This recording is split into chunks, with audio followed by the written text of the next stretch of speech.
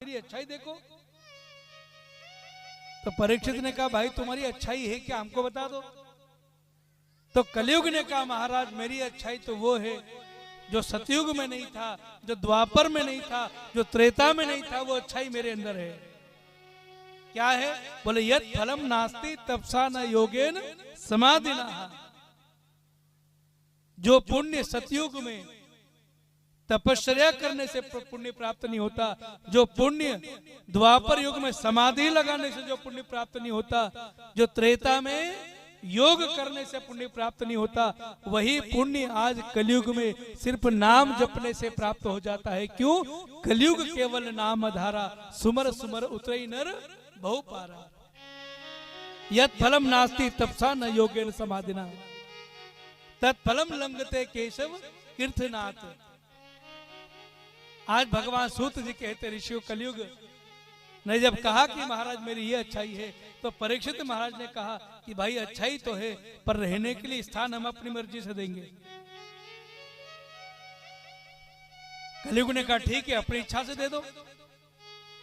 तो कलयुग ने जब परीक्षित महाराज से रहने के लिए स्थान मांगे, तो कलयुग को रहने के लिए परीक्षित महाराज ने 4 स्थान दिए। कितने? 4 स्थान पर कलयुग रहता है। पहला स्थान क्या है? दिया द्यूत क्रीड़ा। ये कलयुग के रहने के स्थान बताए गए हैं। द्यूत क्रीड़ा का मतलब होता है जहां जुआ खेला जाता है, वहां कलयुग रहता है। जुआ किसको कहते हैं पता है? जो किसी का नहीं हुआ उसका नाम जुआ। अगर जीत कर आ गए तो भी दुखी और हार गए तो भी दुखी रहोगे, कलयुग रहता जाओ रो। दूसरा स्थान दे दिया मद्यपान। मद्यपान का मतलब होता है जहां शराब पी जाती है, जहां शराब बनाई जाती है, जहां शराब बेची जाती है, वहां पर कलयुग रहता है, याद रखना। शराब तो आज के समय पर फैशन हो गई लोगों की, है ना। रिश्ते ही नहीं होते, मित्रता नहीं होती। आजकल आज के समय पर अगर कोई किसी का मित्र बनता है, अगर इससे नाते भी होते तो कहीं ना कहीं लोग शराब को उसका सहारा मानते। क्या करे गुरुजी, कभी कभी हमारे भगत लोग भी कहते हैं गुरुजी आपको क्या पता, जो काम कभी नहीं होने वाले थे वो खाली उस समय पर हो जाते हैं। याद रखना, शराब जिस घर में चली गई, जिस नगर में चली गई, जिस परिवार में चली गई, जिस शरीर के अंदर चली जाती प्यारे, वह शराब के जाने मात्र से घर और शरीर दोनों का विनाश पक्का। याद रखना, आप कितने भी धर्म का काम करो, अगर शराब आपके जीवन में है तो वह धर्म से आपको दूर करने का काम करती है। तीसरा स्थान दिया गया है स्त्री संघ। जहां पर बहन बेटियों के मान सम्मान का ध्यान नहीं रखा जाता, उस जगह पर भी कलयुग रहता है। चौथा स्थान है हिंसायाम। हिंसा का मतलब होता है जहां लोग अपनी जीभ के स्वाद के कारण निरपराध प्राणियों की बलि चढ़ाते हैं, अपनी जीभ के स्वाद के कारण, और नाम भैरू महाराज का कर देते हैं कि उन्हीं को चढ़ता है।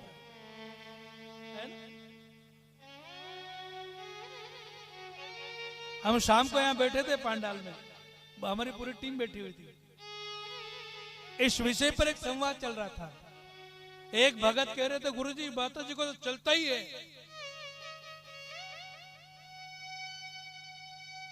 मैंने कहा ये बात कल करेंगे।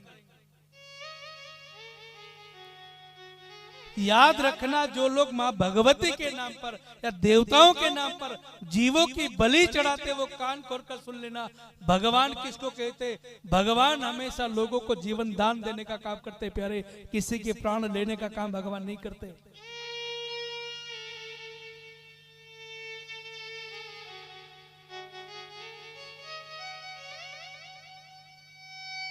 जीवन दान देने का काम देवताओं का है। हाँ, अगर मान भी, कभी कभी लोग कहते गुरुजी हमारे बेटे की मान थी, हमने ऐसा कर दिया। मैं उन लोगों से कहना चाहता हूँ, लोग कहते कि बेटे की मान के कारण हमने किया। मैं आपसे पूछना चाहता हूँ, आप अपनी औलाद की लंबी उम्र मांगते हो और किसी और की औलाद की गर्दन काटते हो, पता लंबी उम्र होगी क्या? कभी विचार किया कि जिस प्रकार अपनी औलाद को थोड़ी सी खरोंच आ जाती है तो उस माता पिता से पूछना कि उस पर क्या बीती? कभी विचार किया कि उस पर क्या बीत रही होगी? जैसा तुम करोगे वैसा तुम्हें भरना पक्का है, याद रखना। अगर तुमने किसी की गर्दन काटी है तो एक समय आएगा तुम्हारी कटना भी पक्की है। चौथा हिंसायाम, परीक्षित महाराज ने कह दिया जाओ रहो जाकर के। अब कलयुग ने देखा 4 स्थान तो मिल गए, पर चारों स्थानों में एक जगह पर भी सुख शांति नहीं है। अब बताओ, जहाँ शराब पी जाती है वो घर में शांति होती है क्या? जहाँ जुआ खेला जाता है वहां पर कोई शांति होती है क्या? अब जहां देखो वहां जब अशांति कलयुग को नजर आई तो हाथ जोड़कर कहा प्रभु एक काम करो। बोले क्या? बोले 4 स्थान तो दे दिए, बस एक स्थान और दे दो। परीक्षित ने कहा मांगो। 5वां स्थान सोने में दे दिया, स्वर्ण में।